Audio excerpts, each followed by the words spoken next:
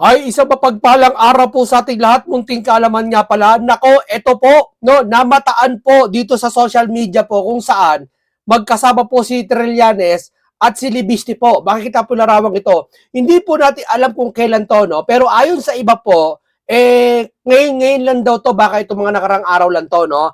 Pero may mga nagpo-post na kasi ito, iba't ibang mga komento na kung saan itong si Trillanes, baka daw, baka na nanliligaw na sa mga sikat na politiko o sikat na mga individual. Dahil nga, ang hinala nila, hinihilot na yung bagong unit team. Ayan, oh. Ito, unit team 2028, binubuo na ng Trillanes. Alam mo naman, Sir Trillanes, ito sabihin ko sa iyo, sige, kalimutan mo natin yung mga Duterte na yan, ha? Pero sa paprangkay lang kita, ha? Sir, walang masama sa plano mo. Pero, yung plano mo na yan, sir, hindi na uubra yan. Alam niyo bakit? Ha? Si Lenny, okay, pwede. Masasabi natin may mapipiga. Kahit siya sabi, lutang siya, di ba? Pero may mapipiga. Pero nagtandem pa silang dalawa, lalo na ang tao na walang tiwala, nagsukahan sa isa't isa yan eh. Di ba? Sinuka na ng pink ang ano eh, ewan ko kung totoo to ha, yan ang sabi. Mas maigi, basahin niya muna natin to para sigurado tayo. Unity 2028 binubuo na ni Trillanes at tinutulak ko ay magsanib pwersa yung mga kakamping, yung mga middle forces at yung Marcos admin para mas malakas ang pwersa para matalo yung Duterte sa 2028. Sir, hindi matatalo yung Duterte, sir. Dahil yung Marcos, sir, negative 3 na. Walang tiwala mga taong bayan, sir. Yung sinasabi mong pink, sir, hindi rin mananalo. Alam bakit? Sa nangyayari ngayong investigasyon, sir, nagmamasid lang sila, sir. Siguro ikaw nag-iimbestiga ka, sa Duterte lang. Yeah? Dapat ikaw, inaasahan ka rin, hindi lang Duterte. Sige, walang problema mga DDS o sigil mo, Duterte, pakulong mo. Walang problema yan. Sana man lang kung talaga nagmamalasakit ka dahil dyan sa Duterte na yan, dapat sa mga taong bayan din, yung mga nangyayari ngayon, kasi sayang talino mo, sabi nila matalino ka daw eh. Ewan ko, totoo sabi nila matalino ka daw. Yung ginamit mong talino mo hindi lang sa mga Duterte, wala akong sinabi hindi Duterte hindi lang sa mga Duterte, kundi pati sa mga kalasaldi ko, sa mga nangyari ngayon, obligay mo. Bakit? Natatakot ka? O isa lang ibig sabihin yan, ayaw mo talagang tulungan ng taong bayan ngayon na nangyayari ngayon dahil may gusto kang ipanalo sa 2028 kasi ayaw mo manalo ang Duterte Sara. Tanong ko lang sa'yo. Yeah? Kaya itong nabubog yung team na to, malabo to. Alam niyo bakit? Kasi una-una si BBM sirang-sira na sa taong bayan. Biruin mo, harap-harapan si Libiste. Sasabihin nila, lipiste daw. Ay, ikaw lang pala, ingay ka ng ingay, pala may tiyatago ka. Alam mo, katwiran yan, balutot na. Di ba? Uso na pala ngayon yun. Pag may tiyatago ka, kailangan mag-ingay ka. Di ba? No, walang logic, walang ka-logic. Kasi wala na sila eh. Desperado na galawan nila eh. Wala na eh. Tama. Lahat, may nagsalita bang individual na pinupuri si BBM? Wala. Yung mga pink segue. Di ba? Parang lumalabas, pitatanggol nila si BBM. Akala nyo lang yung mga okay maniniwala sa mga pink na yan. Sinuka na nila ang Marcos, never again. Pero ngayon, eto sila ngayon. Anak ko, ako yung naniniwala kayo? Hindi ako naniniwala. Nagsuswing lang yan, ginagawa lang nila yan para wag manalo si Sara sa 2028. Ngayon, unity bubuo. Wala nga yan eh. Okay si Lenny, pwede pa. Makakahakot ng pink yan. Kasi andyan ang Bam Aquino, andyan ang iba pang mga pink na maayos. Pero kakampi kayo, ay baka yung mga pig isinuka na kayo. Di ba? Matindi kahit na ibang pigya. Di ba? Ang dahil mo kakampihan, yan pa. Di ba? Yan ang sinasabi ko sa iyo. Di ba? Mga kaibigan, pero maliban, maano tayo dyan, maiba tayo dyan. Ito nga po na sikat ngayon na magkasama. Sabi nito, Trillanes, nilaglag ka na ni Bongbong Marcos. Di ba? May bata man sa iyo, si Kong Leandro Libiste, di mo yan mauuto. Hindi ko alam ito, hindi ko syado kung kailan to Baka next year pa, last year pa to, nakaraang taon, 5 taon to. Pero itong litatong to, sabi ngayon lang daw to, sabi nila. No? Ibig sabihin, dito kasi, tumatansya to eh. Siguro pag hindi naman, abi ko nga sa inyo si Leandro Libiste, hindi naman DDS eh. Ginagawa lang ito ang katibayan ng DDS si Leandro Kung totoo man to, kung kailan lang to, ngayon lang ito ang katunayan ni DDD si Leandro. Bakit? Magkasama sila ni Trillanes. Di ba? Totoo lang Ang gumagawa ng DD si Libiste, yung mga bayarang vloggers. Di ba? Yun lang po ang ginagawang DDS to. Saka sa utak nila, Pag ikaw lumaban sa pumuna sa gobyernong ito, gagawin ka nilang DDS. Yun lang yun, ganun kasimple logic lang nun, no? Kaya hindi natin alam kung ano pag-uusap na to. Pero nag-post pa to si Rob Rances, no? Ito. I'll wait to see if Trillanes is spin yet another story about this photo from his imaginary universe. Unahan na natin, magmamakaawang lumapit si Kong Libisi kay Trillanes.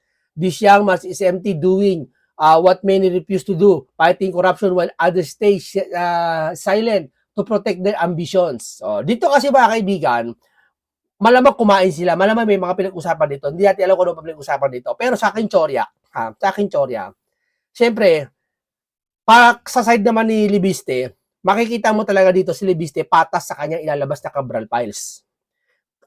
Dito nga sabi niya mga nakaraang video niya, may mga tatamaan talaga. Oo.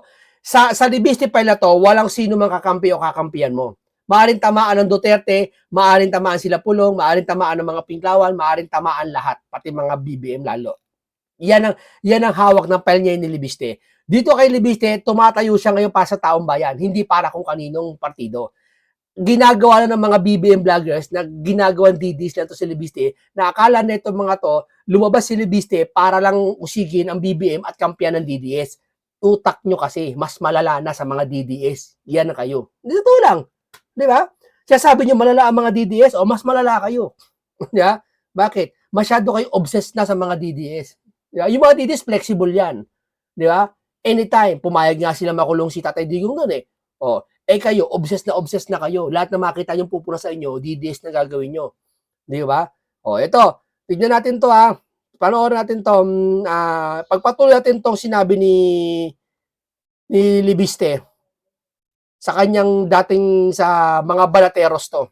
Suspicious talaga sa akin na talagang ipinaglaban na ibalik ang mga mataas na mga presyo noong Desyembre, at yun din po ay isang reflection na may bias towards spending ang mga opisyalis sa ating gobyerno, at hindi na iniisip na galing naman yan sa utang. Alam niyo naman po na 1.6 trillion pesos ang ating deficit sa 2025.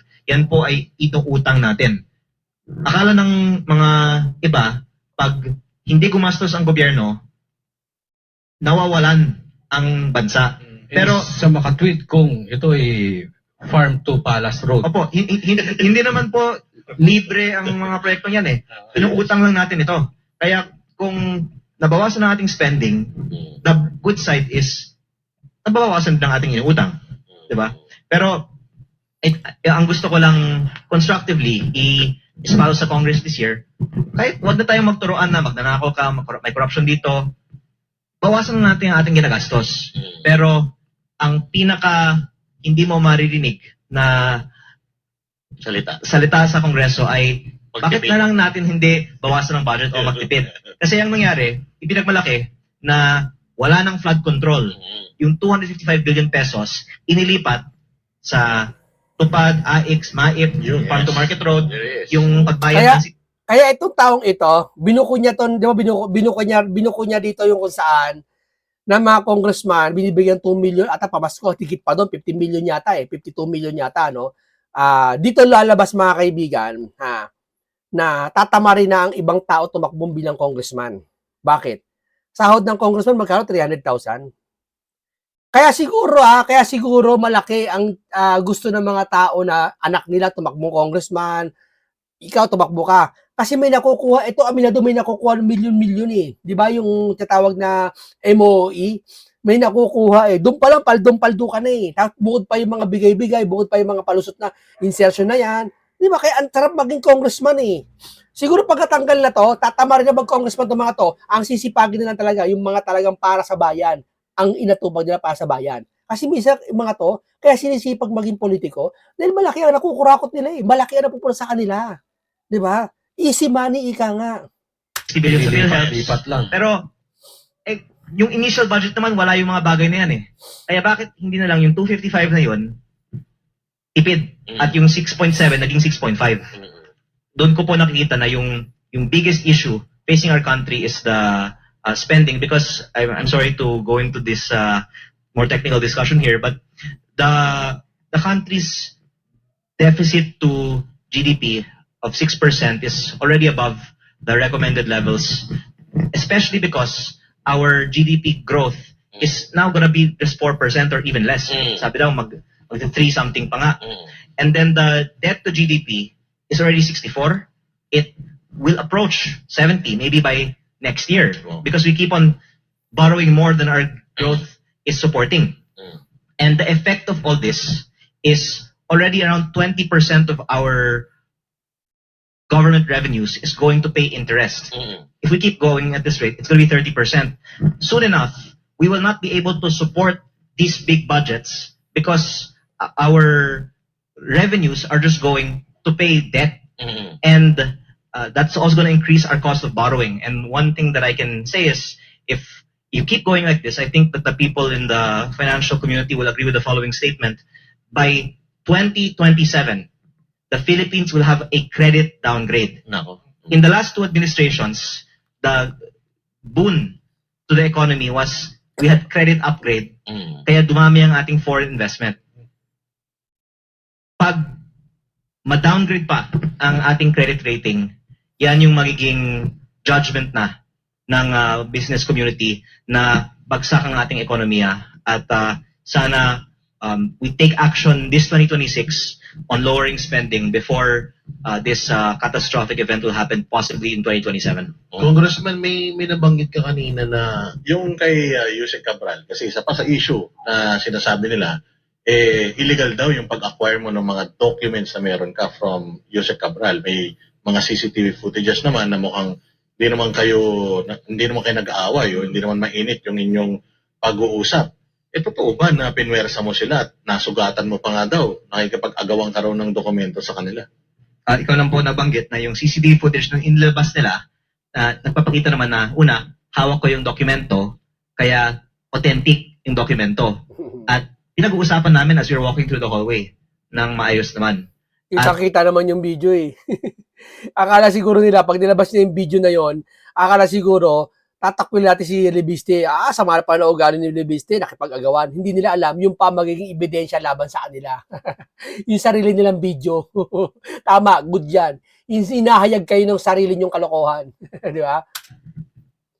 Hindi lang yun. Kung wala kayo tinatago, ba't ayaw nyo pa imbestigahan na? Sige ya. 3.5 buwan ang lumipas mula noon at ng kanyang death na wala naman din siyang sinabi. By the way, November ko pa sinasabi sa publiko na meron akong kopya nitong datos at at the time, hindi lang pinag-interesan ng iba ang sinasabi ko tungkol dito. Pero there was all this time for the DPWH to raise an issue with my possession of the documents, and only when I was challenging them to release it, did they then go and say that. And I think the public can see naman na mali naman na ang focus nila ay ang possession ko ng documents instead of them answering bakit hindi nila inilalabas ito. At hindi lang naman po ako kasi ang may kopya nito, pati ang iba may kopya nito. At ang nangyayari lang ay iniiwasan lang nila ang essential question, bakit hindi nila inilalabas ito. May mga hindi nabigyan at sila pa yung in-interview. Kaya baka yung mga nabigyan ayaw magpa-interview. So, pero mabuti naman may mga na-interview na umamin meron. Pero Yes. pang additional funding for Christmas requirements. Hindi lahat nakatanggap. Ang next question ko, tutugma rin ba ito doon sa mga sinasabi ni Kong Chanco na nabigyan din doon sa pumirma nung impeachment, tinutulak itong impeachment kay BP Sara? Well, siya nang nagsabi na hindi siya binigyan dahil hindi siya pumirma sa impeachment. At yung bigger point ko nga on the 2 million is that it is 58 million on average. Yes. Kaya kung 20 million lang ang nakuha ng isa, baka 78 million ang nakuha ng iba. Di ba? Yung 2 million ba kung nakuha mo? Yung Christmas bonus? Hindi ko nga kinukuha. Mabuti nga kung ilabas natin. So, dapat kung kinuha mo na eh. Alam nyo bakit? Kung hindi mo kinuha yon, kung 2 billion mo yun, 50 million mo yun ha. Alam ko, di ba, ang isang taon yata, 50 million, di ko ipagkakamali ha. Tapos, may 2 million yata. Di ba parang gano'n, 52 million eh, di ba? Something na ganyan eh. Kung kinuha mo na eh, tapos tinulong mo sa taong bayan, binalik mo, bakit? Kasi pag pabor sa kanila yung pag di mo kinuha eh. Kanila na ulit yun. Mas maganda na yung mga nakakaalam, kunin na yon. At syempre, mayaman naman si Kong Libis, pag kinuha yun, barya sa kanya mga 50 milyones, barya yan. Itulong na lang niya sa tao, at bumalik sa taong bayan. Di ba? Kasi, pabor sa mga yan na hindi kunin yung pera Pwedeng ipaliwanag natin yung mga projects natin. Dito ba may sinasabi ang presidente natin? Napapansin niya ba to? Napupuno niya ba to? Nagsalita ba siya tungkol dito? Dinala kay ba to ni Claire? At kung wala ka namang commission, hindi mo dapat itago ito. Kasi nabanggit mo na sa mga listahan na yan, nandoon din yung mami mo, tama? Sa listahan na yan, nandoon din actually si Senator Robin Padilla. So hindi naman ibig sabihin na kapag nasa listahan na ito, may ginawa ng kabulastugan. Opo, pero maraming mga senators na nagalit dahil lumabas yung listahan para sa kaya kaalaman ng mga ito, senador. gawin nyo na. Hindi ako yung nagbigay kay Bilyonaryo Si Bilyonaryo yung naglabas galing sa kanilang source. Pero nasa Bilyonaryo naman po yung di umano yung alokasyon ng mga senador na tugma naman nasa akin. At Wala lang masama Bakit ba defensive ka, Auntie Claire? Di ba? Defensive siya. Kayo, defensive kayo. Wala masama kung ano yung pangalan mo kung napaliwanag mo naman kung para sa yung ginamit na yun O, di ba? Baka galit ka lang kasi baka galit kayo, defensive kayo tawag dyan. yung mahirap lang sa pag-identify ng connection ng senator to insertion is walang distrito yung senator. Mas madali pag congressman kasi kung nasa distrito ko sa Batangas ang isang project, dapat may alam ako tungkol sa project na ito. Kaya madaling i-deny pag wala kang sariling distrito. Pero dapat tignan yung connection sa gumawa ng proyekto o sa lugar kung saan naglanding ang proyekto. Pero yung pinaka-tight na case na pwedeng gawin ay pag may connection talaga yung contractor sa proponent. Kaya nabanggit ko din si Kong Garjola kasi yung mga projects na nakalist sa file ni Yumaong Yusek Cabral ay napunta sa mga kumpanya ng pamilya niya. Kaya kung gusto mag-sample ang gobyerno ng mga unang makasuhan, hindi dapat yung mga nakakuha lang ng ilan-ilan na mga proyekto na ang alegasyon, kumikbak sila sa contractor. Dapat ipaliwanag ng gobyerno bakit hindi natin isama sa unang batch ng kaso yung mga mismong contractor para sa napakalaking halagang mga proyekto. Bakit pwede bang pakipaliwanag din natin kung sa mga nanonood, yung kasi may nilabas din yung Bilyonaryo actually na isang report na sino ang may pinakamataas na requested na projects. Masama ba ito na kung ikaw ay napakarami mong request na project? Yung krimen ay pag as a result of the insertion, may commission para sa proponent. At kaya yung mga kinakasuhan ng ombudsman ngayon ay yung mga itinuturo ni dating Yusek Bernardo dahil ang alegasyon nga ay nagbigay siya sa kanila. Hindi natin alam kung Or totoo hindi. ito, pero yan ang alegasyon. Yan ang kailangan na laman ng kaso. Kaya ako po pinapoint out yung mga congressman na contractor na proponent sa sariling mga proyekto kasi yun, hindi nila maitanggi na napunta sa kanila yung pondo ng proyekto kasi sila nga ang may-ari ng contractor. Kaya kung hindi kasama ang mga katulad ni Congressman Garjola sa unang batch ng mga kaso, then talagang it will give me doubt on the process because I think the easiest case to build is on the proponent who is the contractor for their own project. Tama ka doon kasi, di ba sabi mo kanina, Kami may listahan. Siya wala. Antindi. Dalawang oras, magdadalawang oras na nating kinakausap si Congressman Leviste, ginigisa. Pero you're really consistent kung ano yung... Malamang. Si Boying ba consistent? Si Claire ba consistent? Ito nga yung pinakamagandang mangyari. Pagharap-harapin Kasi doon mo malalaman kung nagsisinungaling o hindi Magigisa Ang tawag doon, ginigisa. But ayaw nyo pag-isa si Romualdez? Hindi naman para sisihin At ayaw nyo? So guilty kayo. May kasalanan yung mamang yon. Sagot mo, wala ka naman listahan, pero nakikita namin na talagang parehas yung mga sagot mo. Tapos yung kay Lacson ngayon, no, yung balita ngayon, no, alam mo yun, lumabas kay Amy Marcos, no, na kakasuhan, yung bahay daw ata ni Romualdez ngayon galing sa Diskaya. Tapos parang lumalabas, binubuking na ni Lacson si Romualdez. Wow! Para maniwala kami sa iyo, Lacson, ipatawag mo. Ikaw naman, no? Paano ba yan? Para lang isipin namin na hindi totoo yung sinabi ni Amy na bawal banggitin mo pangalan ng Romualdez? Di, maisingit ko lang ha, maisingit ko lang. Kayo, naniniwala ba kayo kay Lacson? Ilagay nyo nga dyan sa baba kung naniniwala kayo. At bago tayo magpatuloy, isang like, isang subscribe dyan. No? Naniniwala ba kayo kay sa sabi ni Lacson na kuwari natuklasan niya kalokohan ni Romualdez? Sige nga, kayo, naniniwala kayo? O, tuloy natin. So, dito ko nararamdaman yung genuinity ng mga information na nanggagaling kay Congressman Dubiste. Actually, kuya, may nakikita ko sa kanya, 20 years from now, presidente na ako. Lahat nga ng mga district engineering offices ay may evidence of corruption. At yung implication yan, lahat ng mga contractors and losing bidders ay dapat investigahan din.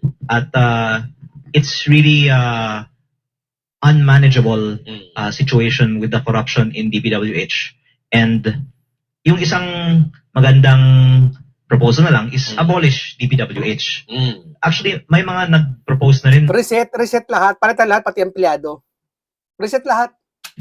last year to do that. And dahil bagong secretary si Sec Vince, ang sabi niya ay hayaan natin siya na i-reforma muna ang DPWH. Pero ang balita nga kasi ay magkakaroon muli ng cabinet reshuffle, no?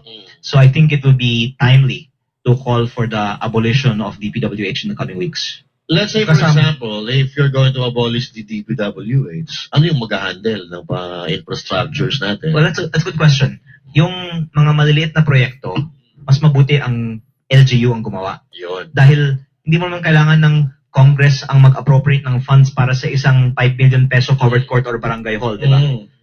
Mas epesyente at mas responsive din pag ibigay na lang natin sa LGUs. Kahit hindi perfecto ang LGU, the proof is in the actual projects na mas maayos naman ang mga proyekto ng mga LGU, lalong-lalo na para sa mga maliliit na mga proyekto. Kasi malaki yung overhead cost ng DPWH. Para sa mga malalaking mga proyekto naman, yun ay in many cases also mga foreign assisted projects.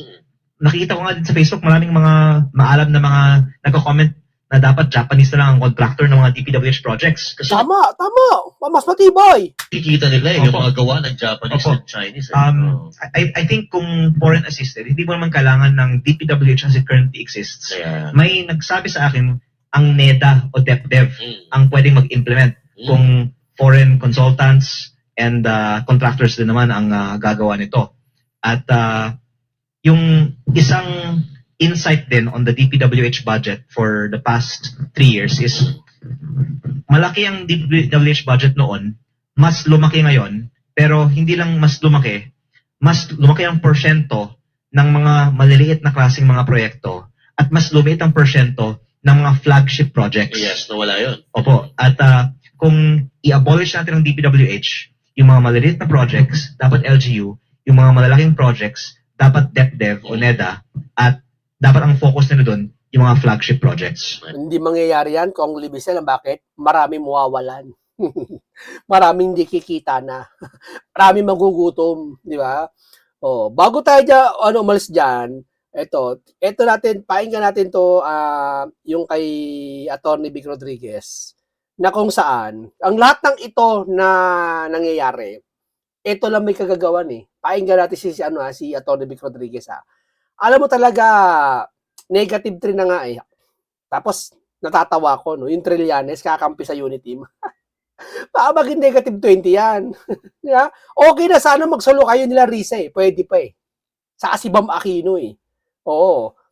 Pwede pa eh. May laban-laban pa eh. Kakampi ka sa unit team? Naku, maniwala kayo sa akin. Kunwari lang yung mga yan. Oo. So, hindi po inaatrasan ng mga may isog yung negative or kontrang opinion. At huwag din ho kayong mag-aalala. Hindi ho namin kayo kakasuhan ng sedisyon o inciting to sedition o rebellion or kudeta o kung ano man. Hindi po namin kayo bubusalan. Pero pagka bastos ang inyong komento, papastusin din po namin kayo. Ganun talaga buhay. Kung ano ang iyong itinanim, yun ang isosoli sa inyo. Pero kung intelihenteng diskurso, yan po ang advokasya, ang tinig maisog, yan po ang layunin ng hakbang ng maisog. Ano? So, nandito tayo ngayon. We have to destroy corruption. How? By making Bongbong Marcos accountable. Again, it's BBM, stupid. Hindi na po pwedeng deflection eh. Hindi na po pwedeng denial eh. Hindi na po pwedeng demolition. Hindi na po pwedeng sidestep. Hindi na po pwede. Nakita na ni BBM by now, nakita na ni Bongbong Marcos. Bilyong piso na ginagastos sa propaganda. Anong ibinigay sa iyo ng iyong mga trolls at yung iyong mga social media warriors, yung mga trolls, yung mga social media vloggers, walang gawin araw-araw kundi purihin ka. Negative 27. Sinasamantala lang nila yung kahinaan ng administrasyong ito, kahinaan mag-isip, kahinaan magplano, kahinaan sa lahat. Yung bayad lang kasi, paborito nila dyan. Tanggalan mo ng bayad yung mga ito mo. Babaytad na yung mga yan. Sablay eh. Itong mga ito naman, siyempre bayad eh. At ayaw nilang matigil ang bayad, so gagawa sila ng panibagong gimmick, siraan si BP Inday, siraan si Congressman Pulong Duterte, siraan si Mayor Baste Duterte, at yung mga kritikong katulad ko, hindi na ho umuubra eh. Ito na po yung harsh reality na ibinigay sa inyo ng mamamayang Pilipino. Case in point. Sasabihin, mga DDS yan.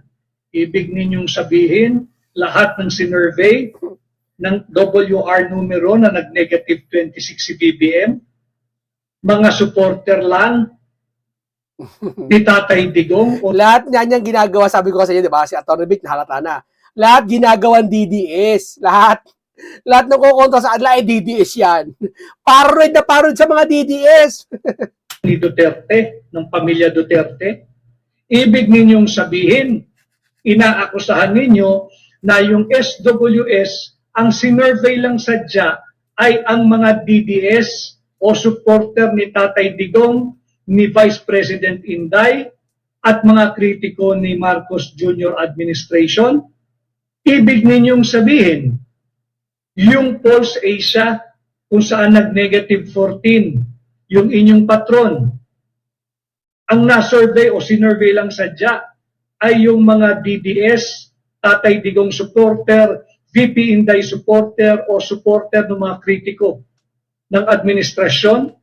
Ibig ninyo bang sabihin na yung Publicus Asia o Publicus Asia kung saan negative 27% si BBM, ang sinurvey lang na sadya, hiniwalay nila, ang galing nila, napili nila, panay DDS lang, panay supporter lang ni Tatay Digong, panay supporter lang ni Vice President Inday ng pamilya Duterte. Mga Gusto nga nilang palitawin, walang tao sa Pilipinas. Kasi ang gusto, ayon daw sa kanilang pagsusuri, wala naman daw kalaban si BBM na kumukontra, mga DDS lang daw, saka mga trolls. Ano, walang tao sa Pilipinas? kritiko lang ang sinurvey. Pagka ganoon, sarap na lang ho natin itong mga survey company. Diba? Dahil inaakusahan sila ng mga BBM apologists, BBM propagandists, BBM trolls, BBM social media bloggers na compromise po yung SWS, Pulse Asia, Publicus, at WR numero. Hindi na po eh. No amount of propaganda. Ulitin ko memory. Memory and facts versus propaganda. Yung propaganda, mahirap po yan. Hindi po uubra yan. Hindi po, again, it's BBM. Stupid. Ano? Ang nangyayari, pag nagsasalita siya, seems to me that he is living a double life. He is living a double life na may sasabihin iba at gagawin iba. Totoo yan. May ikiklaim na iba, pero iba ho ang katotohanan. Double Totoo yan. life. Again, proof, yung ginawa ho niya na parte raw ng BBM Legacy Project. Yung tulay sa Davao City, you think that will help him kung sino man ang nag-udyok kay BBM? Di ba? Yung tulay diyan sa Davao City na ang puhunan lang ng BBM administration ay tarpaulin. Tarpaulin lang ang puhunan yan. They never solicited. They never look for a proponent. Wala silang naitulong, naiambag doon sa technical specification, doon sa study, feasibility, and all. Sa financing, wala. Ang contribution lang ho nila, tarpaulin. At yun daw po ay bahagi ng kanyang legacy project. Babalik po tayo. It's BBM stupid. Why? Ang lagi pong measure. Akala ninyo kasi stupido, tanga, mangmang, bobo ang mamamayang Pilipino. Hindi yun. The Filipino people, akala nyo tahimik. Nakita naman ninyo negative 8 sa NCR. Yung akala ninyong bastion ng inyong or base ng inyong political. NCR na yun, ha? Pati pa kaya Mindanao, Bisaya, Sayas. Diba? Paano na yan? NCR na yan, negative ka pa. Power na Sa planeta para maging positive. NCR and Balance Luzon, negative na rin si BBM. Again, you will always be measured by your performance. And fourth year into his term, dito sa 6 na taon, katagal ng 6 na taon, mag-4 na taon pa lang siya, may 2 taon pa. Napakatagal. Napakatagal na hinagpis pa po nito. He will always be measured according to his performance or non-performance. And obviously, with the multiple negative net ratings na tinanggap ni BBM, wala hong performance eh. Zero. Buti ho yung performance niya, zero lang eh. Eh siya mismo negative na. Negative 3, negative 14, negative 27, negative 26. Diba yung performance niya napako sa zero? Tinalo pa ng performance ni BBM, si BBM. Si performance ni BBM ay zero. Yung trust rating at performance rating po ni BBM, negative 27 base sa huling survey ng Publicus. Tinalo pa ni BBM yung mismong kanyang performance na zero. Alain mo, yung zero performance dinaig pa niya. Again, it's BBM. Stupid. Malinaw po yan. Yung kanya pong 100 billion insertions last year, 2025, hindi po pwedeng ngiti, ngising aso, o kung ano-anong sidestep ang tugon dito. Ito po humihingi at hihingi po patuloy ng kasagutan ng sambayan ng Pilipino. Hindi po sinungaling si Saldico, period. Dapat kayo pareho ni Saldico managot. Tama. Yung seryosong aligasyon na binigyan siya Porkit naagawa si Saldico ng kasalanan, hindi na paniniwalaan. Ito mga to. ng 25 billion pesos kickback ni Saldico, again, it's BBM stupid. Huwag ho kayong magpakalayo-layo. No amount of cabinet revamp, no amount of government organization or reorganization ang gagawin ninyo. Wala. Sagutin mo yung 100 billion insertions. Release the Cabral files. Napilit ding pinagkukubli at pinagtatakpan ni Vince Dizon, yung kanyang DPWH secretary. Kasabot po yung bahagi siya ng aparato eh. Massive corruption, ng looting of public funds, at ngayon, economic hardship. Ito po malinaw yan. Sagutin yung 25 billion kickback na categorically sinabi ni Saldico na hinatid. Nako, may kickback pala. Huwag na ho silang magpakalayo-layo. Bakit kapakalayo? Baka daming pinag-imbestigahan. Solar ni Libisi, iniimbestigahan. Eto, imbestigahan kung totoo to. It's time na harapin ito. At tayo naman ng mga mamamayang Pilipino, I thank all of you because tumutugon ho kayo eh. At hindi ho nawala ang aking tiwala at pananalig sa inyo. Alam ko, you're just bidding your time. Pinakita ninyo yung inyong galit at hagupit ng huling halalan. Subalit, nandaya ang administrasyon. Subalit, hindi rin ho kayo tumigil eh. Nagsimula ito nung hakbang ng maisog noong January 2024. Sunod-sunod na mga higanting rallies. Ipinakita natin yung galit natin at disgusto at hindi pang sangayon sa pang-aapi ng Marcos Jr. Administration nung kanilang ipinagkanulo, trinador ang ating kababayan, ang ating dating Pangulo, ang leader ng mga Pilipino na si Tatay Digong. Nagpatuloy yan nung halalan at nagpapatuloy pa rin ho ngayon. Negative 27%. Grabe. Walang ibang paliwanag dito kundi it's BBM, stupid. Yun ang problema. Yun ang ugat. Yun ang ugat ng problema at magpapatuloy ho ito. Di ba? Yung Okay, hanggang dito lang po muna tayo mga kababayan natin, no? Yan, basta ang lagi natin isipin mga kababayan, huwag tayong papalin lang sa mga to na porket kinasuhan si Libiste sa solar niya ng 25 billion multa, 24 billion na multa, eh ibig sabihin nun kakalimutan na natin yung mga flood control. Ito ay isang pang didistract lang dun sa tao naglalabas ng ebidensya, tulad ni Libiste, no? Ibig sabihin niya, kaya nila ginagawa to, para kasi iyan ang indikasyon na may tinatago talaga sila. Dahil hindi nila gagawin kay Libiste to kung wala silang tinatago. Hayag na sila. Hinihintay nila talaga araw na si Libiste sa 26 yata babalik na sa Congress, ihahayag niya lahat. Baba ka pa ng mga ano yan, nila Barsaga yan. Di ba? Wala na asar na talaga sila Wala na silang magawa Okay, paalam sa inyong lahat.